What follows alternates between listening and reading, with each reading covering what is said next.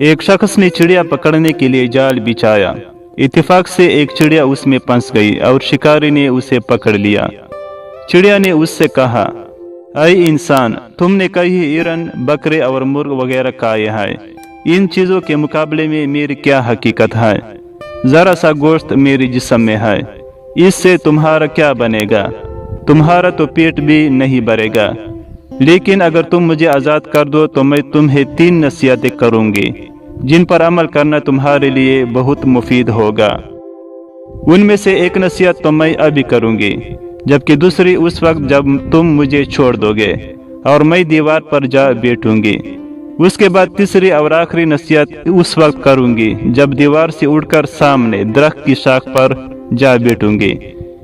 اس شخص کے دل میں تجسس پیدا ہوا کہ نہ جانے چڑیا کیا فائدہ مند نصیحتیں کرے گی۔ اس نے چڑیا کی بات مانتے ہوئے اس سے پوچھا، تم مجھے پہلی نصیحت کرو، پھر میں تمہیں چھوڑ دوں گا۔ چنانچہ چڑیا نے کہا، میری پہلی نصیحت یہ ہے کہ جو بات کبھی نہیں ہو سکتی اس کا یقین مت کرنا۔ یہ سن کر اس آدمی نے چڑیا کو چھوڑ دیا اور وہ سامنے دیوار پر جا بیٹھی۔ پھر بولی، میری دوسری نصیحت یہ ہے کہ جو بات ہو جائے اس کا غم نہ کرنا۔ اور پھر کہنے لگی، اے بھلے مانس، تم نے مجھے چھوڑ کر بہت بڑی غلطی کی، کیونکہ میرے پیٹ میں پاؤ بھر کا انتہائی نایاب پتھر ہے۔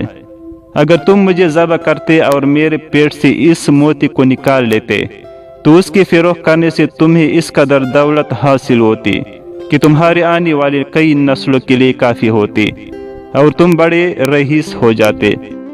اس شخص نے جو یہ بات سنی تو افسوس کرنے لگا اور پچھتایا کہ اس چڑیا کو چھوڑ کر اپنی زندگی کی بہت بڑی غلطی کی۔ اگر اسے نہ چھوڑتا تو میری نسلیں سنور جاتی۔ چڑیا نے اسے اس طرح سوچ میں پڑے دیکھا تو اڑ کر درخت کی شاخ پر جا بیٹھی اور بولی، اے بھلے ماس، ابھی میں نے تمہیں پہلی نصیحت کی جسے تم بھول گئے کہ جو بات نہ ہو سکنے والی ہو اس کا ہرگز یقین نہ کرنا۔ لیکن تم نے میری اس بات کا اعتبار کر لیا کہ میں چٹاک بر وزن رکھنے والی چڑیا اپنے پیٹ میں پاؤ وزن کا موتی رکھتی ہوں۔ کیا یہ ممکن ہے؟ میں نے تمہیں دوسری نصیحت یہ کی تھی کہ جو بات ہو جائے اس کا غم نہ کرنا، مگر تم نے دوسری نصیحت کا بھی کوئی اثر نہ لیا اور غم و افسوس میں مبتلا ہو گئے کہ خواہ مخواہ مجھے جانے دیا۔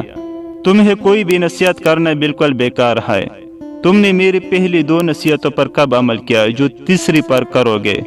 تم نصیحت کے قابل نہیں۔ یہ کہتے ہوئے چڑیا پھر سے اڑی اور ہوا میں پرواز کر گئی۔ وہ شخص وہی کڑا چڑیا کی باتوں پر غور و فکر کرتے ہوئے سوچوں میں کھو گیا۔ وہ لوگ خوش نصیب ہوتے ہیں جنہیں کوئی نصیحت کرنے والا ہو۔ ہم اکثر خود کو عقل کل سمجھتے ہوئے اپنے مخلص ساتھیوں اور بزرگوں کی نصیحتوں پر کان نہیں دھرتے اور اس میں نقصان ہمارا ہی ہوتا ہے۔